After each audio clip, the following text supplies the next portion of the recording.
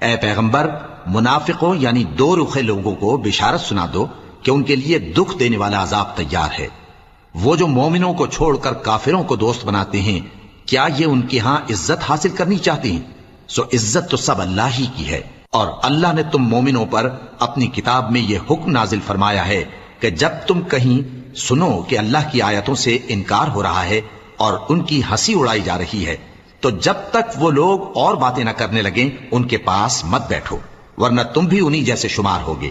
کچھ شک نہیں کہ اللہ منافقوں اور کافروں سب کو دوزخ میں اکٹھا کرنے والا ہے، جو تم کو دیکھتے رہتے ہیں۔